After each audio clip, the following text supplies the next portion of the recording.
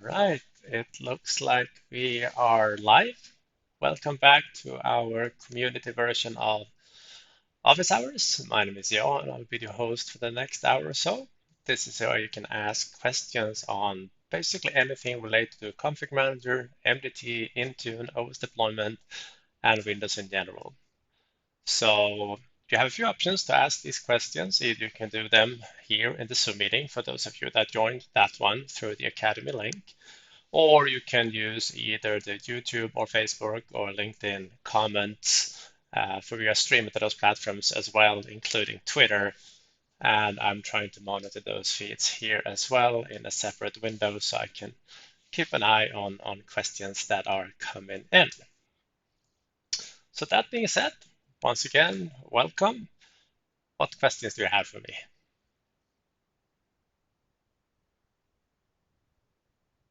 What's coming in? While we are waiting for that, a friendly reminder, not these guys, but we do have a free mini course coming up next week, and that is this one here, an hour and a half session-ish around how to build a perfect lab environment for learning, testing, playing around with ConfigMgr, MDT, and Intune, and of course some other stuff as well. This is a step-by-step walkthrough of everything you need to do to get a lab environment up and going. And as I mentioned many times in these office hours, having a lab environment is absolutely key for anyone that is working in these environments. It's such a valuable tool for playing around with this. I also like to mention that earlier this week I did release a new version of the hydration kit. This one is based on Server 22, the SQL Server 2019, and of course the latest ConfigMgr current branch. But this is just a very quick way for you to get a lab going, and this is something we also cover in that free mini course that I mentioned earlier.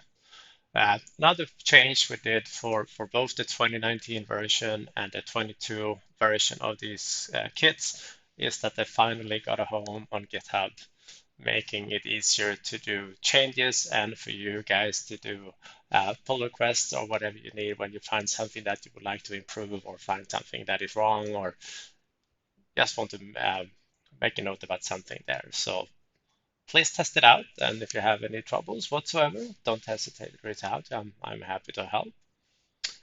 So, any questions at all? I mean, I can talk ConfigMgr and MDT for hours and hours and hours, but these office hours are indeed intended for you guys to be able to ask questions.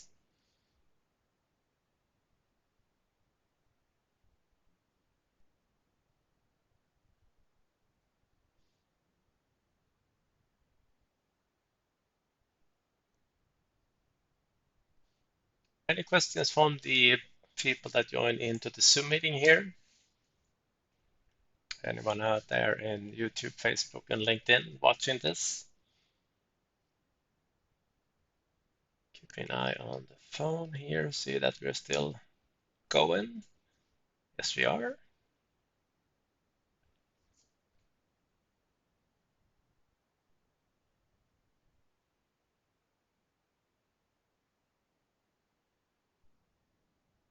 Well, if there are no questions, I can tell you it's going to be very short office hours, but usually they do come in. So far, we have been able to fill these hours with lots and lots of questions. All right. Yes, on Facebook, Sensor is asking, can we use the hydration tool or hydration kit with elevation versions of Windows? Absolutely, yes. We test these code tools with both those versions and the operating system even that I added in. I'm not looking for the name like an enterprise edition. I'm just looking for the index number. Something to pay attention to if you are using the eval versions is that if you have a PowerShell script to export the Vim image, let me see what I have. Gonna switch over to that screen. Give me a moment.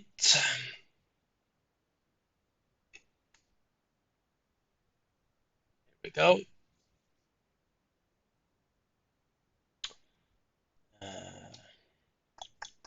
Export.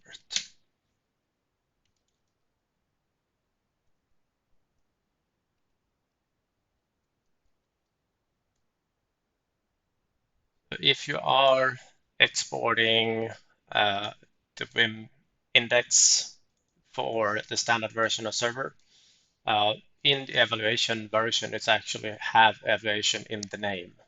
So you would modify this one to match the right edition if you're exporting a Vim file to use in the hydration kit.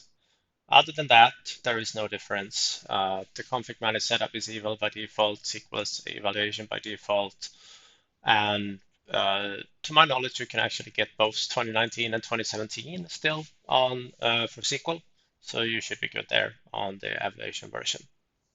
Excellent question. Any other questions?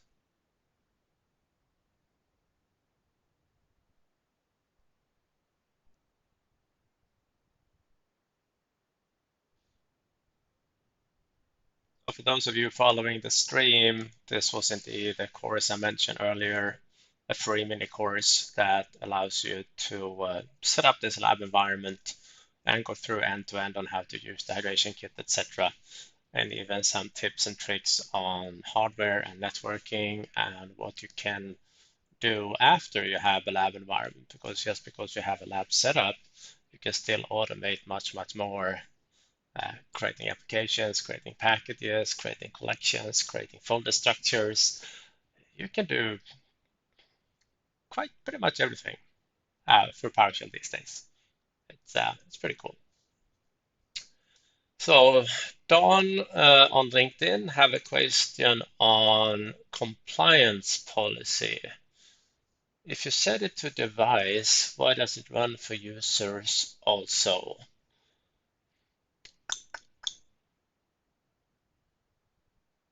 I am pretty sure that is a by design feature. That if it's set to a device, it will run for the user. Sometimes you will even see, or most of the times you will see two entries in Intune there, one for system and one for the actual user. As to why that is, why that was designed that way, I'm not sure. If anyone happens to know, feel free to reach out to me and I can reply with that information. But it's just one of those strange things that you will see multiple entries of compliance information on the platform, I'm afraid. So sorry about that, Don. That's as best answer as I have on that one.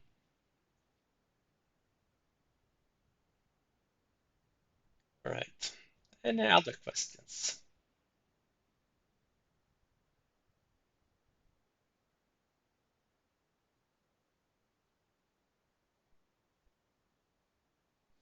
Well, speaking of compliance policy, there has been a little bit of a debate in the community regarding some of the new features that was enabled, for example, the ability to have custom compliance policies. But it turns out that you actually need to have Windows 10 or Windows 11 Enterprise for them to be supported. And that also goes for the new policies in the settings catalog. You also need to be on enterprise versions or education versions of Windows, whereas a Windows 10 Pro or Windows 11 Pro is not supported for those. Alan is asking on YouTube, have I seen any issues with ConfigMgr 21.11? I only have one of my lab environments upgraded to 21.11, and so far it's been okay. We have not upgraded any customers yet. I usually wait a month and a half and play around within the lab before going production. It is general available, so at least it survived the first few weeks of testing there, but do get it up in a lab environment first before doing it in production. And if you don't have a lab environment, well, here's how to build one. So It's ideal if a customer have a lab or a pre-production or Q environment or quality environment, but sometimes they only have uh, a test environment that happens to be their production environment. Not ideal, but that's often what I see out there.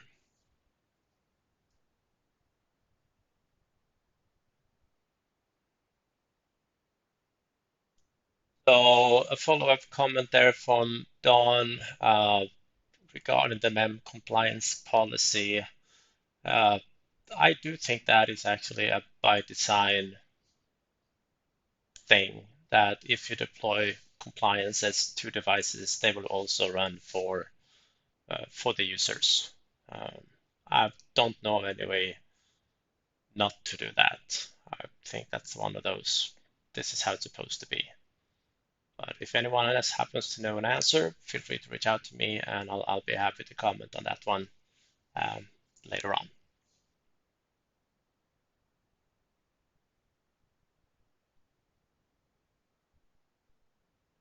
Yeah, can reply to that one.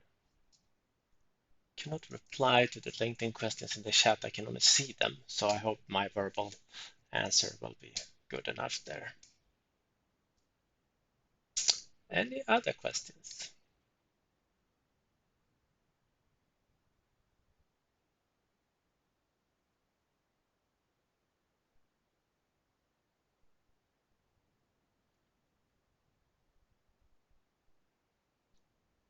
So Imran is asking on YouTube, uh, how is it to migrate from 21H2 to 21H2? Uh, that is just an enablement package, and uh, I haven't seen any issues with that at all in the migrations I've been part of. Uh, it's just a tiny update.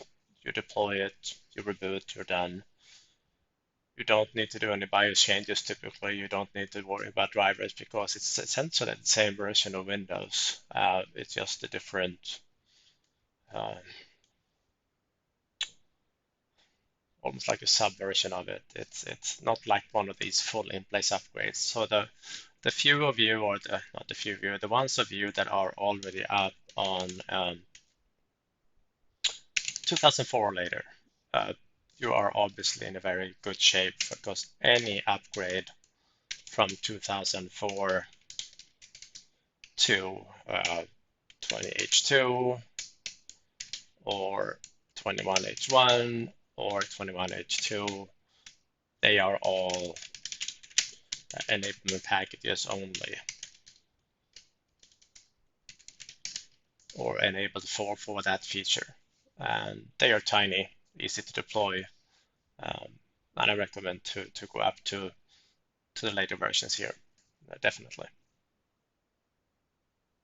For those that happen to be on still, probably shouldn't, but if you are on Windows 10 1909 still and want to go to anything higher, yep, that's a full in-place upgrade for you. So now you have to walk through the setup exit-driven process, even if you do it through Intune, through service plans in ConfigMgr, or if you use sequences in ConfigMgr MDT to do it, it's still one of those has to be done. And a little bit painful, but can be done. A lot of work goes into doing these full in-place upgrades. These guys, easy.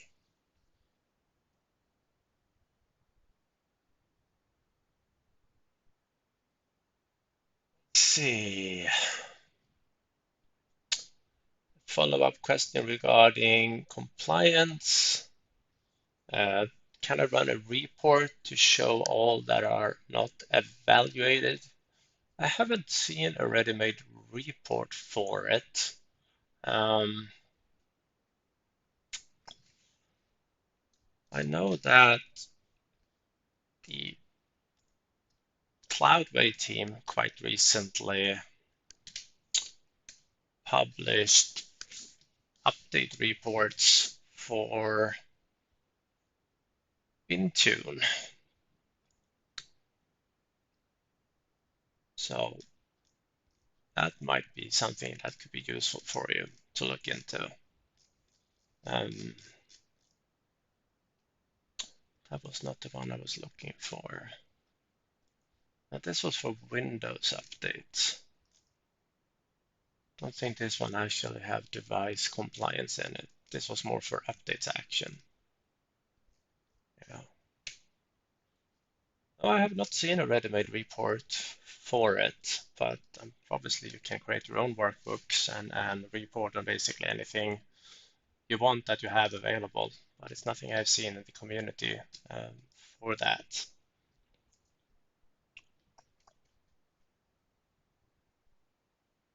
Everett Jones did a few. I wonder if I can find those. There's under the SMS agent.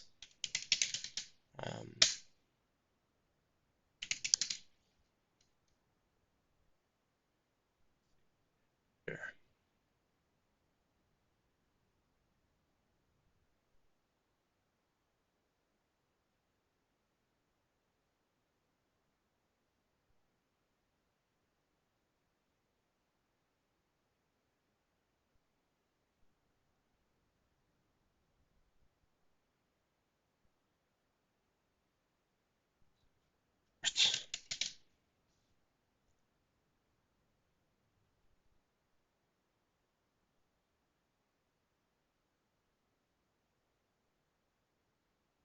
No, nothing for device compliance, update compliance, but that goes back to the Windows Update ones. Oh, but I mean, these are great as well. I know that our friends at System Sentinels has a lot of reports as well. I haven't seen much for Intune actually.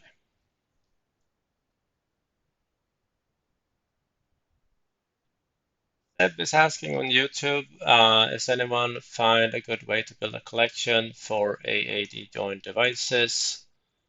Not quite following. Do you mean a collection in ConfigMgr for those devices? Because in Intune you don't use collections, you just use groups. That is your collection type equivalent for those, even in a co-management state.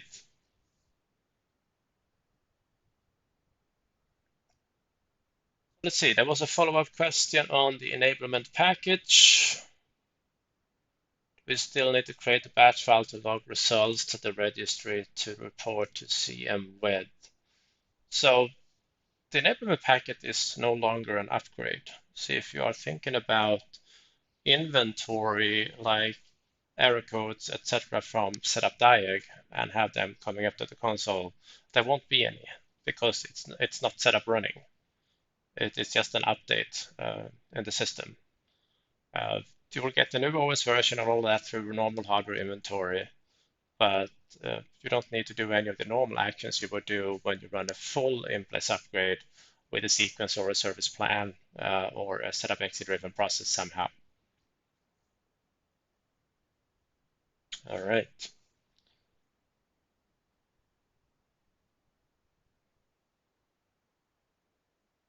I mean, from Windows point of view, that enablement packet is just an update like everything else, a software update, the patch.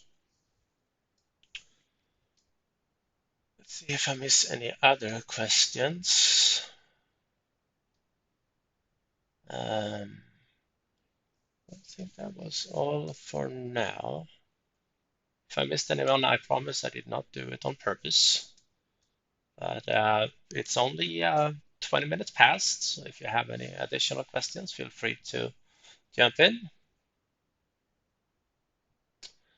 All right, so Seb did a clarification there, trying to build a collection for co-managed devices that are AAD joined. So I'm assuming that's a config manager collection then. I have not seen that. Should be able to, because config manager, if there is an agent on them, so it's in a co-managed device, you still get inventory. So let's see what a quick search on that one shows up.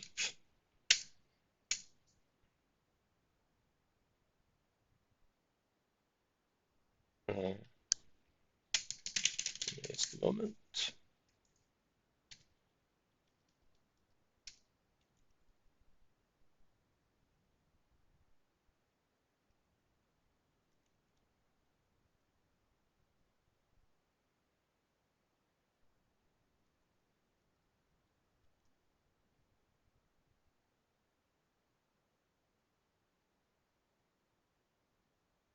It looks like SVAR had something.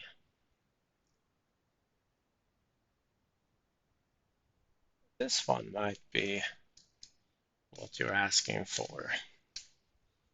This one looks quite promising. It's one of the ConfigMgr MVPs. It's been around in the community for a very long time. So here it creates a query where the AD tenant is included.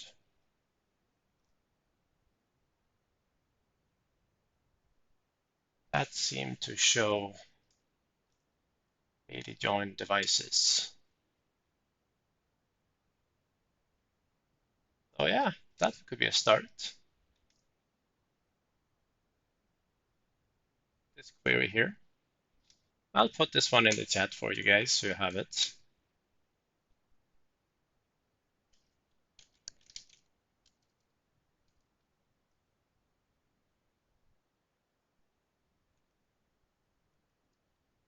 In the Zoom chat here, and let's see if I can reply to the one on YouTube as well. Uh,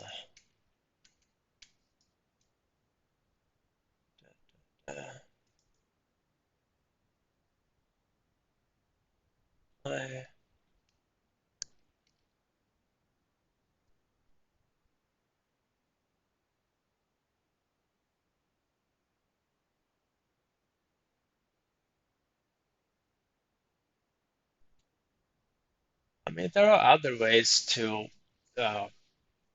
parse information and figure out if a machine is joined to Azure AD. That information is available on the client. Of course, you can run a script that identifies whatever you need to do that.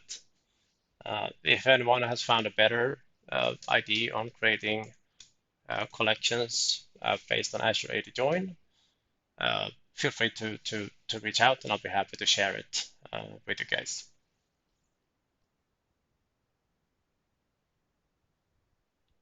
All right, so another follow-up question. Have you seen many companies moving to Windows 11 yet? Nope, I have not. And I would honestly not recommend it at this point, other than for testing and evaluation. It's going to take a little while until Windows 11 is up and running. There are still quite many bugs in it that is affecting even performance in Explorer and stuff like that. Vendors have not catched up with their tools yet for drivers and management, third-party plugins, whatnot.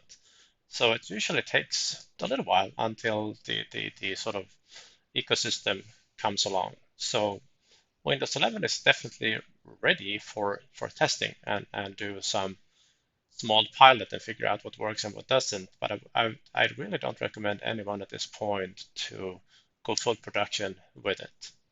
Use the next 2 months here to evaluate it and then go production a little bit later. And also, quite frankly, most organizations, they don't have the hardware for it. As you know, Windows 11 has pretty hard or rough hardware requirements, and there is an estimate that somewhere between 40 and 50% on average of devices in organizations, enterprise organizations, they do not support it. So you're still going to need a mix.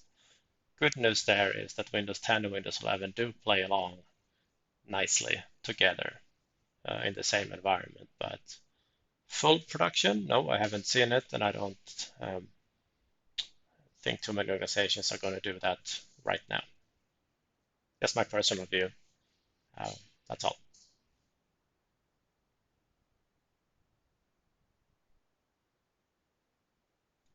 Don is adding a comment there, basically to follow up to Seb's question that Azure AD is indeed shown in VR system as well. So that could be to ask. So do an inventory of that one. That would work. Thank you very much, Don. Appreciate that. Gonna put that back in the YouTube reply also.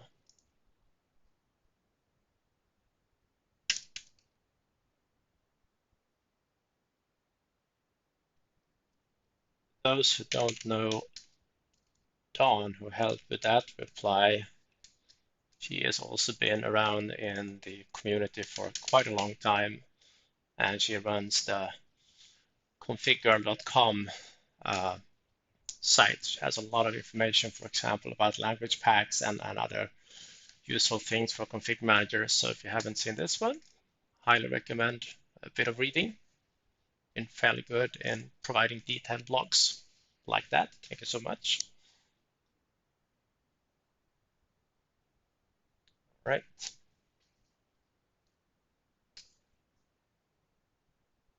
Any other questions? Let's see.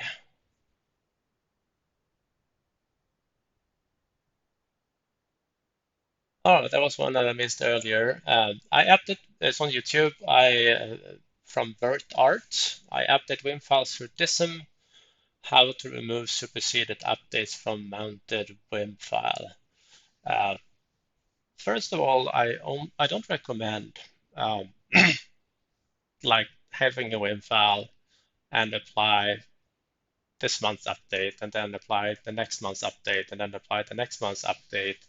I rather prefer to use a default media from Microsoft and then patch it if I need to do it.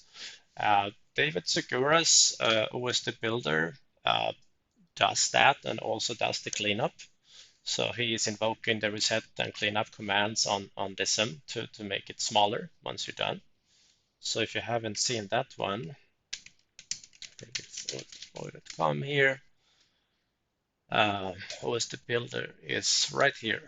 So this PowerShell module or modules does the cleanup as well, in addition to run DISM to add the updates. So if you're looking for some inspiration, highly recommend this one. I've been using this one for years, and it's really good. And not just adding components or updates, but also removing and adding other type of components to your image. .NET Framework, whatever feature you want to plug in there, language packs. It's been around for a while, but it's good stuff.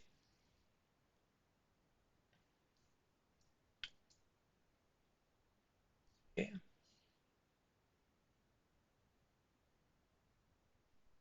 Reply to that one. Builder for inspiration. Just that. These days, in terms of the images, I have more and more reverted to just the simple default images. I don't build reference images as much as I used to do back in the days. Most of our deployments are just a thin image, and then we layer stuff on afterwards and optimizes that process to go fast. But if you download the latest ISO from Microsoft and just export the Vim file, this is a process that takes maybe 20 seconds to run this script.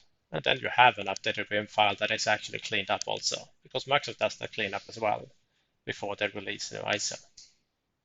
So if you run a dism command through OS Builder and all that stuff, it can take 45 minutes to generate a new media.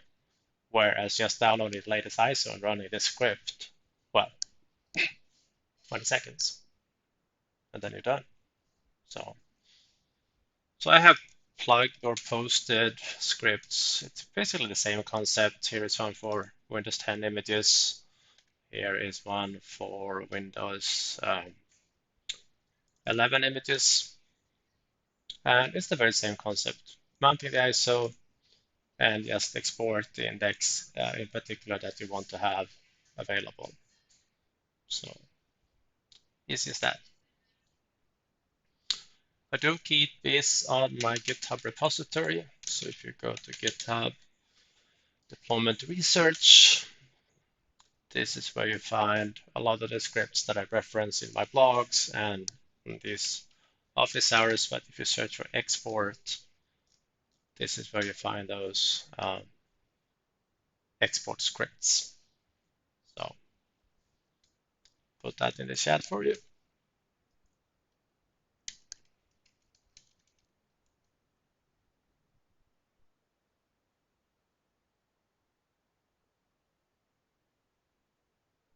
All right. Any other questions?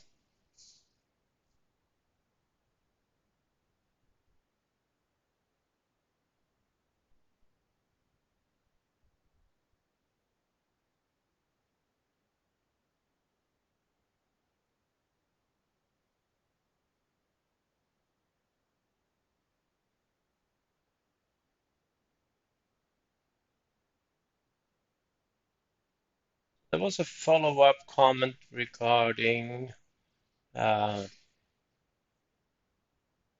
conditional access. What the recommendations would be there. So far, I have been a little bit restrictive on doing that for actual enrollment, because if you do that wrong, it seems to be difficult to enroll devices. But for everything else, it's pretty standard to set up and work with. Just make sure that you don't lock yourself out as an admin when playing around with those policies. Can be interesting.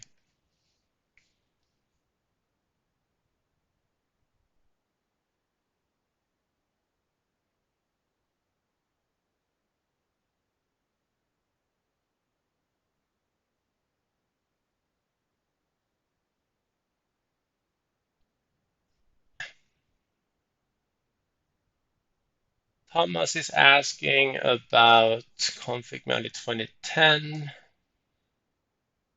I've recently noticed the issue with software updates during OSD. Yeah, don't do that. Let me show you what I mean here. Sequences for since forever, since ConfigMgr 2007. I've had an action, or still have an action,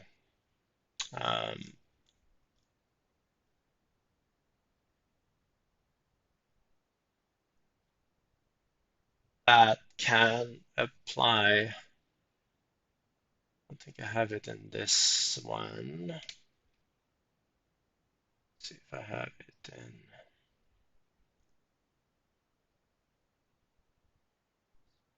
here.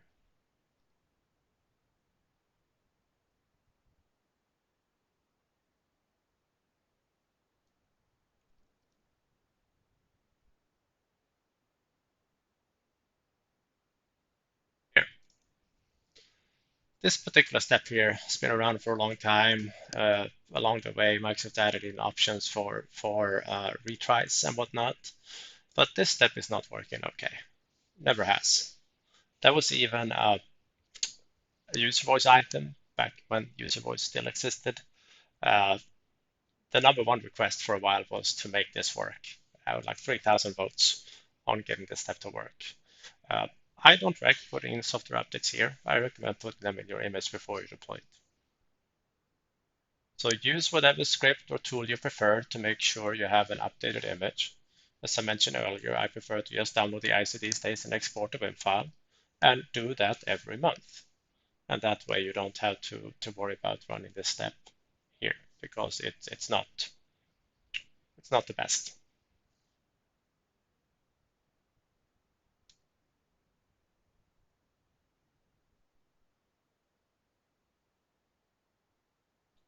So another question coming in on YouTube. I have a step in sequence to set computer description in AD, but it stopped working for me some time ago, and the tips on how to do that. Every time you need to interact with Active Directory during OS deployment, I prefer to not use client-side scripting completely. I love to add in web services to do that instead.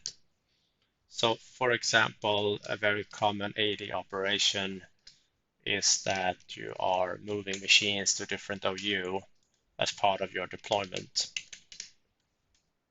And obviously you can have a client-side script that does it, but it's much more secure and easier to have a web service to do that instead.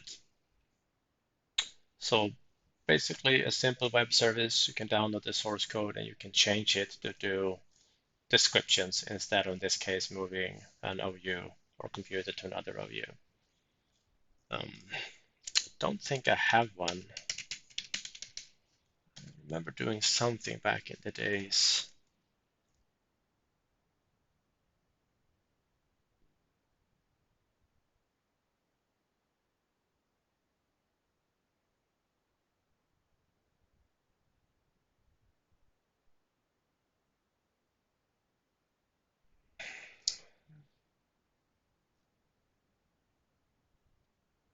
Come on, you. Computer description.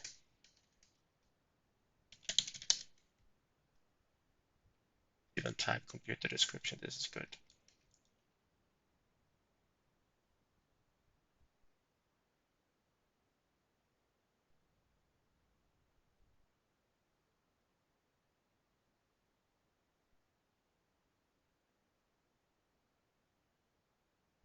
Where I did one.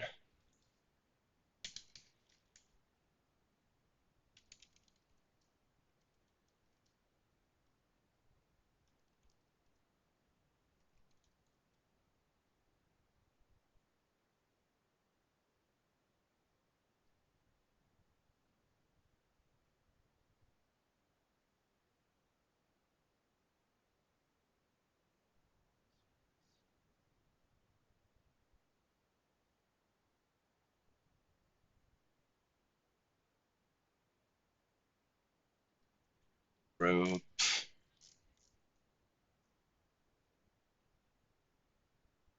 Move.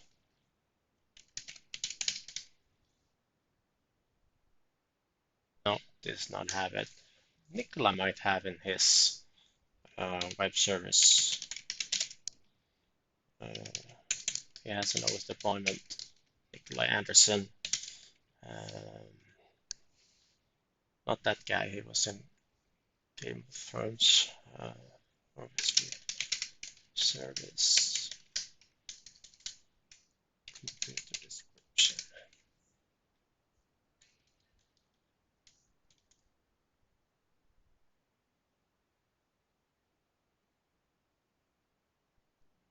I wonder if I have that still on one of my machines. I used to use that one a lot back when I was doing the older versions of Modern Driver Management.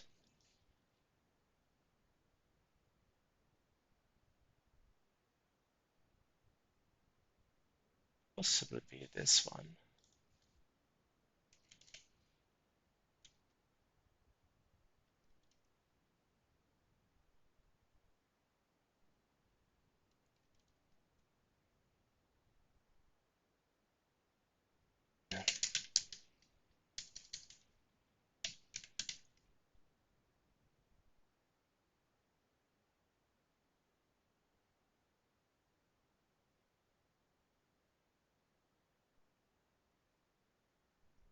As a folder, it does.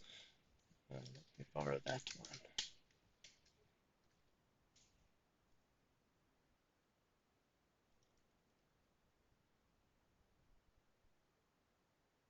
one.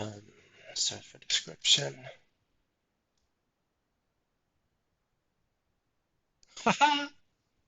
This one has it. This is a web service that sets the computer description on an AD object or a computer object. So this particular web service is available on MS Endpoint Manager. So let me get that link.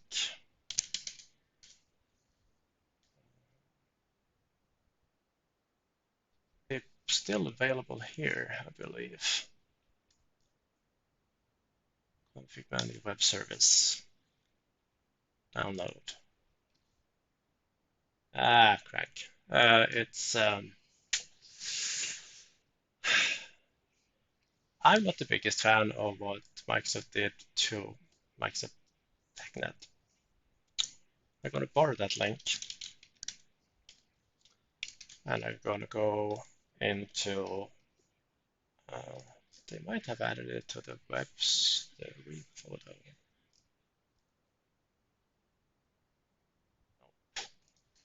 So let's go to the Wayback Machine and paste in that URL. Have some visitors in the office as well. It's always nice. Hello, everyone. Go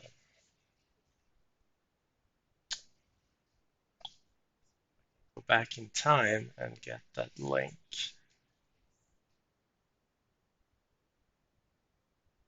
I found this very, very useful to find stuff that was available on TechNet Gallery before Microsoft removed it. For those of you that know, there is also a torrent that's circulating around with an archive of the entire TechNet Gallery, but I'm pretty sure that is not what Microsoft wanted, but it's still there. Web archive took too long to respond.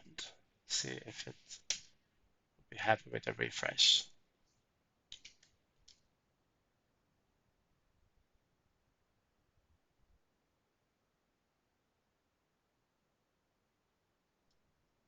Find it elsewhere.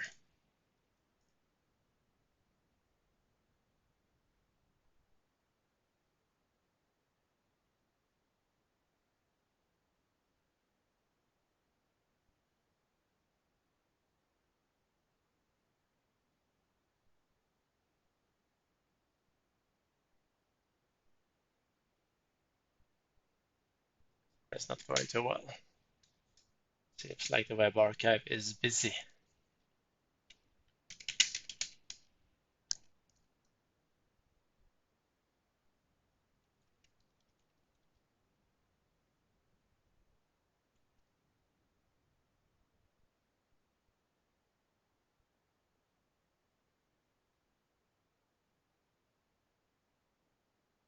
All right, found it. There it is. It's available directly on his GitHub page. So I'll put this link in the chat.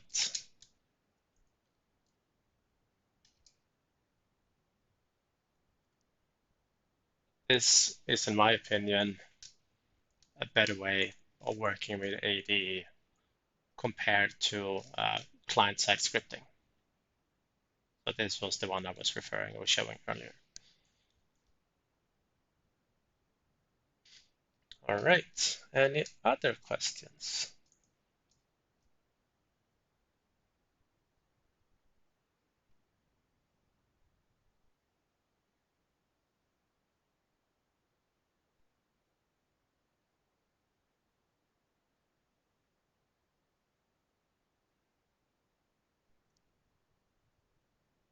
Seems like the chat window decided not to refresh for me. So if you posted a question in the last 2 or 3 minutes, please post it again so it will show up for me on the screen here. I accidentally closed that window and apparently it removed the old questions coming in from the various streaming channels. The questions here in the Zoom meeting, it's always recorded, but the ones on the streams are not.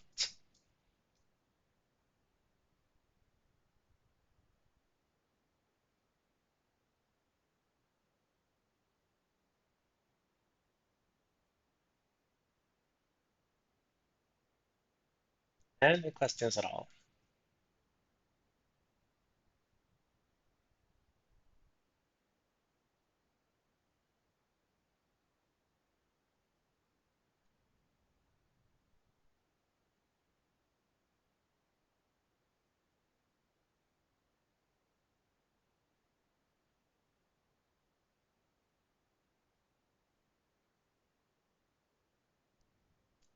All right, then. I don't see any more questions in the queue. Um, all right, Christian has one. Do you recommend using connected cache with ConfigMgr, and is there a good article around? That's one of those it depends questions. In the right scenario, connected cache can make a big difference from a performance point of view. For example, if you have a staging network where you do a lot of Intune deployments or anything that using delivery optimization and you have a lot of it, then you will find out that the connected cache server will actually speed up the deployment quite a bit. I did some research on that recently for one of our customers. They use it in their entire environment, 18 some distribution points. Um, and I blogged a little bit about that type of scenario, why it could be useful, and how to configure it, and what you can expect in terms of performance from using it. Now, if you have an environment that looks like this, where you are running a connected cache here, this is of course useful if you have a lot of clients that normally would download video content from internet and then peer it to each other locally. Obviously, if you have 500 sites and they are all, or locations, and they are all using a central internet breakout, well, caching content here or to distribution points that are more local to these clients obviously reduces the load quite significantly on this central internet breakout. But if you are in an environment that looks different, so say that you have actually local internet breakout, this is supposed to be internet, I for internet, then you probably would not use an MCC for that type of content because now the clients can just use that specific internet breakout and don't have to go over the WAN link to a CAS server any longer. So it's been around for many years. It used to be called Doink when it was released. I did blog about that then. So if you search my blog for Doink,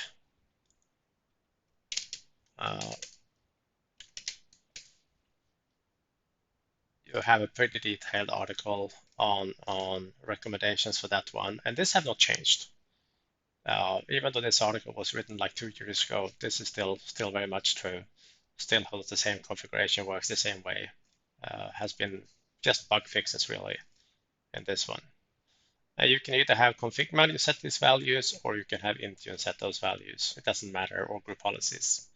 ConfigMgr can only stamp which CAS server to use and to allow for the peering, whereas you through group policies or Intune policies can and should set many more settings. So we did a mini course on just before Christmas, but the recording is still available. So we did this one here where we actually walked through a lot of this in that session, including configurations and recommendations. And the price for this one is pretty okay because this one is free. You can just enroll and review it. It's about an hour and a half long, this session, or hour 45, I think you turn up to. But this was a good one if you're interested in connecting cache and delivery optimization in general. So let me see. Clive is asking on YouTube, currently using DPrees at the college. Do you recommend using basically enterprise settings instead, like universal write filters and whatnot? I probably shouldn't say this live, but I kind of hate DPrees with a passion. I stumble across so many environments with ConfigMgr, and it's been messy to work with. I prefer not to, if I have my saying. Um, if a machine gets broken, I reimage it. But I understand the need when having a student environment and we have very, very creative students. Uh, you can certainly use universal white filters, but that was more intended back in the days for embedded devices. It was not really intended for student devices per se, but it does work. It's just not as productified as a deep freeze solution would be, even if I happen to not like it. But I think I wrote a post about right filters at some point. Apparently not,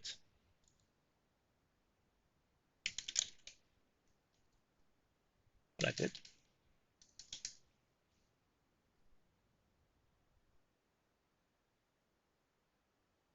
Why did work? Universal right filter. Here we go. Unified, not universal. All right. You learn the lingo here. But yeah, want to play around with it, this is how you do it. You can compare it, but it won't even have remote the same feature set. But if I can avoid it, I would. Um, I prefer to just fix machines that if they break down, or even reimage them if needed. Um, the whole snapshot concept of freezing stuff and reverting uh, usually um, put in a lot of work for you as an admin, where you have to exclude certain folders like the ConfigMgr client folder and other uh, folders from the snapshot, and yeah, it adds complexity to the setup.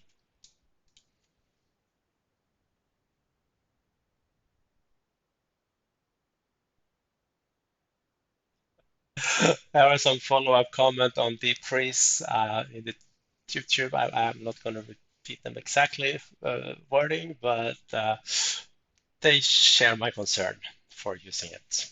Uh, put it that way. Instead of saying that right-click tools actually has a nice unified white filter integration. I have not tried that one or that feature, but right-click tools in general I've been using for years.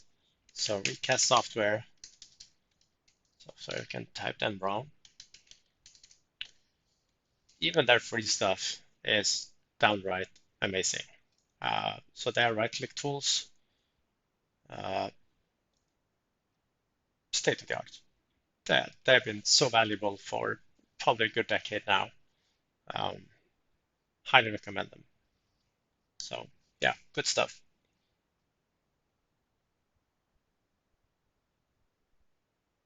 I worked with for Phoronix. No, I do not.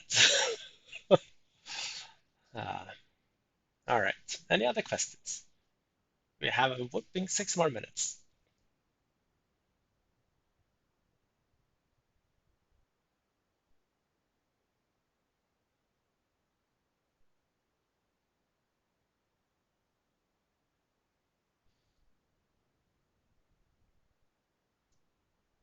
I have some cool announcements though. I haven't uh, uploaded it yet, but in February we will actually have Richard Hicks coming in to do an Always VPN session for the community. So it's going to be one of these free mini courses, but it's going to be an hour and a half focusing on Always VPN only. And he is probably the best one in the world on Always on VPN. So that'll be a chance to ask questions regarding that platform because, I mean, he even wrote a book about it, a full book on just Always on VPN. So he's coming in. Uh, we did announce some new security courses as well. That's pretty cool. And all of these starts now on the later half of January. And yeah, I don't see any other questions in the queue. So thank you so much for joining. Thank you all for the very good questions, and I hope to see you on either next week in the office hours. We post all those links here as well. When they are, we run them at a little bit different times, and or any of our mini courses or other courses on the platform. So over and out. Thank you so much, and have a great rest of the week. Thank you.